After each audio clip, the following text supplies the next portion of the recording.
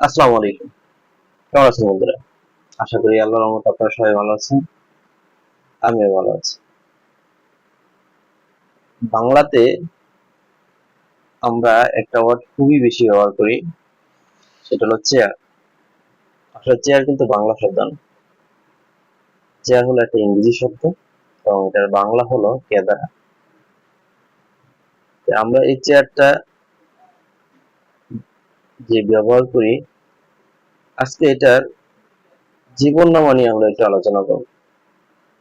চেয়ারের মান মর্যাদা নিয়ে একটু আলোচনা করব। চেয়ার কোথায়, এটার মূল্যায়ন কিরকম, সেটা নিয়ে একটু আলোচনা করব। আপনি যদি ছেলে হয়ে থাকেন,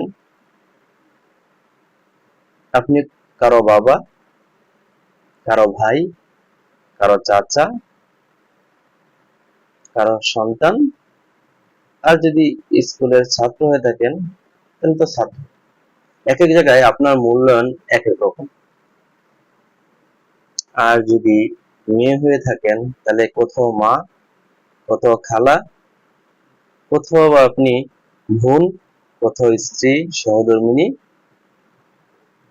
আর এগুলোর বাইরে আরেকটা পরিচয় থাকতে পারে, সেটা আমাদের সমাজের বাইরে পতিতালয়ে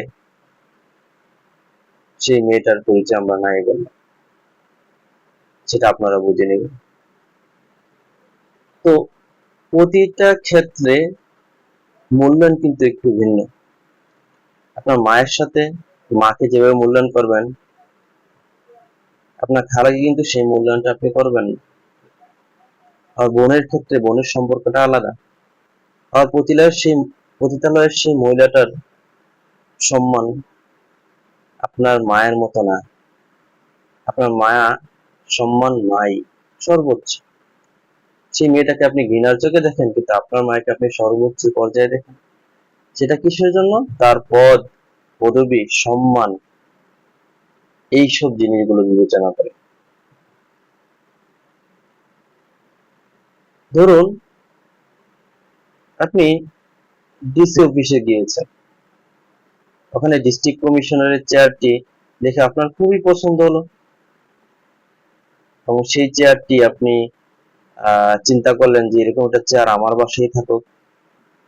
সেক্ষেত্রে আপনি বাসায় আসলেন, এসে অনেক টাকা ব্যয় করে সেই ডিসি অফিসের চেয়ারের মতো আরেকটা চেয়ার আপনি তৈরি করলেন এবং মনের খুশিতে প্রাণ খুলে আপনি বললেন, আমি একজন ডিসি। এটা খুবই সো ফানি, ইজন্ট ইট? কারণ ডিসি অফিসের চেয়ারটার মূল্যায়ন মূলত কাঠ দিয়ে নয়, চেয়ারটাতে যে বসেছে তার শিক্ষা, পদবি, যোগ্যতা, সেটা দিয়ে। আপনি যদি আপনার বাড়িতে এনে সেই চেয়ারটা রাখেন, রেখে আপনি বসেন, তার মানে আপনি ডিসি নন, আপনার মূল্যায়ন সেই জায়গায় না। এটা আপনাকে বুঝতে হবে। এটা চেয়ার প্লাস্টিক না কাঠের তৈরি, সেটা ডিপেন্ড করে এটা মূল্যায়ন করা যাবে না। এটার মূল্যায়ন করতে হবে এই চেয়ারটার মধ্যে বসছে কে। যদি চোর বসে, তাহলে এটার মূল্যায়ন একরকম হবে। যদি একজন নাস্তিক বসে, সেটার মূল্যায়ন আরেক রকম হবে। যদি একজন পতিতালয়ের কর্মী বসে, তাহলে সেটার মূল্যায়ন অন্যরকম হবে। আর যদি একজন শিক্ষক বসে, সম্মানিত শিক্ষক, সেটার মূল্যায়ন ভিন্ন রকম হবে। আপনি কখনোই একটার সাথে আরেকটাকে মিলাতে পারবেন। এগুলো আসলে সুস্থ বিবেকবান মানুষের জন্য শিক্ষা। যারা জানে না, অশিক্ষিত, তারা কখনো আপনার চেয়ারটাকে সেভাবে মূল্যায়ন করবে না। তারা জানি না যে চেয়ারের মূল্যায়ন আসলে কাঠ দিয়ে বা টাকা দিয়ে নয়। চেয়ারের মূল্যায়নটা চেয়ারটার মধ্যে যে বসছে সে কতটুকু শিক্ষিত, কতটুকু মার্জিত, কতটুকু সম্মানের অধিকারী, সেটার উপর ডিপেন্ড করে মূলত এই চেয়ারটির মূল্যায়ন। আমরা যে যাই চিন্তা করি না কেন, দিন শেষে আমাদেরকে একটা জিনিস স্মরণ রাখতে হবে, আপনি তার কাছ থেকে সম্মান আশা করতে পারেন, যে সম্মান দিতে জানে, যে শিক্ষিত।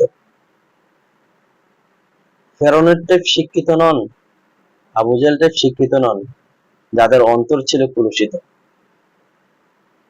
সে শিক্ষিত, যারা একবার দেখলেই বুঝতে পারতেন। আবু বকর, ওমর, ওসমান, তাদের মতো। তারা দেখলেই বুঝতে পারতেন। নবী করিম সাল্লাল্লাহু আলাইহি ওয়াসাল্লাম যখন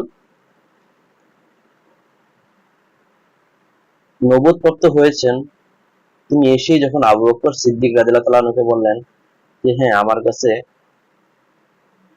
জিবরাইল আলাইহিস সালাম এসেছিলেন এবং তিনি বলেছেন যে আমি একজন নবী।